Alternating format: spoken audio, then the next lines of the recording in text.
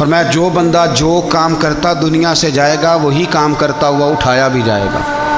ایک بندہ شراب کے نشے میں مر گیا تھا، شراب زیادہ پی لی، پھیپھڑے کام کرنا چھوڑ گئے۔ یا رسول اللہ صلی اللہ علیہ وسلم یہ شراب میں مر گیا ہے۔ فرمایا معاذ اللہ قیامت میں اٹھے گا تو اس کے منہ سے شراب کی بدبو آ رہی ہوگی۔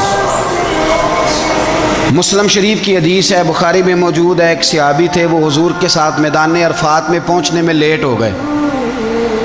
اپنی اونٹنی دوڑاتے ہوئے تیزی سے میدان عرفات میں پہنچی اور زبان پہ جاری تھا لبیک اللہم لبیک لبیک لا شریک لک لبیک ان الحمد والنعمت لک والملک لا شریک لک لبیک۔ یہ لبیک کہتے کہتے جا رہے، اچانک اونٹنی سے گرے، گردن کے بل انتقال ہو گیا۔ نبی پاک علیہ السلام نے فرمایا کفن نہ دو، احرام میں ہی لاؤ۔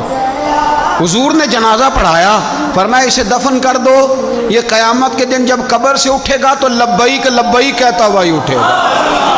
جو بندہ جو کام کرتا دنیا سے جائے گا، بس ذہن بنا لو جو کرتا جائے گا۔ اس لیے ہمارے بزرگوں نے لکھا ہے کہ حضرت عمر نماز پڑھاتے ہوئے دنیا سے گئے تھے تو قبر سے نماز پڑھاتے نکلیں گے۔ حضرت بلال اذانیں پڑھتے گئے تو اذان پڑھتے ہوئے قبر سے نکلیں گے۔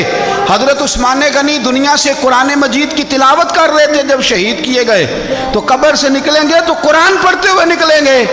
اور فرمایا مدینے والے محبوب دنیا سے امت کو یاد کرتے ہوئے تشریف لے گئے تھے، جب مزار سے نکلیں گے تو امتی امتی کہتے ہوئے ہی نکلیں گے۔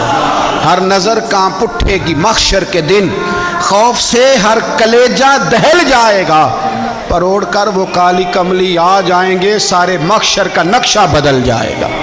دیکھیں